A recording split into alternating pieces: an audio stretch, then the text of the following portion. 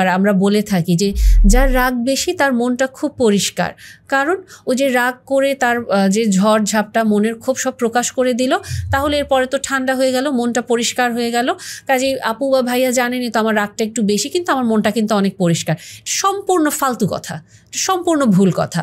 এটা যেটা প্রমাণ করে আপনার নিজের অনুভূতির উপরে আপনার নিজের কোনো নিয়ন্ত্রণ নাই।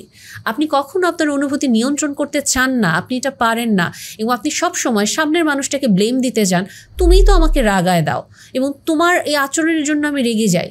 কিন্তু আপনি কখনো এটা হিসেব করেন না মানুষ হিসেবে একজন পশু পাখির থেকে আপনার পার্থক্য এখানেই।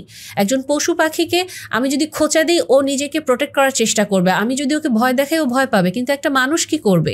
সে তো অ্যানালাইসিস করবে যে আসলে কি সিচুয়েশনটাকে আমি থ্রেটেন্ড ফিল করব, এই মানুষটাকে আসলে আমাকে কোনো ক্ষতি করতে চাইছে, বা ওভারঅল সিচুয়েশনটা তো একটা মানুষ অবজার্ভ করবে। মানুষ তো পশু পাখি থেকে এ কারণেই আলাদা যে তার থিঙ্কিং এবিলিটি আছে, তার নিজের ইমোশনের উপরে তার কন্ট্রোল আছে। না হলে পশু পাখি থেকে মানুষ তো কোনো দিক থেকে আলাদা ছিল না। তার চিন্তা করার শক্তি, তার বিবেক বুদ্ধি, এগুলোই তো তাকে ইউনিক করছে, তার শিক্ষা জ্ঞান। এবং সেগুলো দিয়ে যদি আমি আমার ইমোশনটাকে নিয়ন্ত্রণ না করি, আমি যদি শুধু এই দোহাই দিই আমিও তো মানুষ, আমারও তো অনুভূতি থাকবে, এটা কমপ্লিটলি একটা অজুহাত।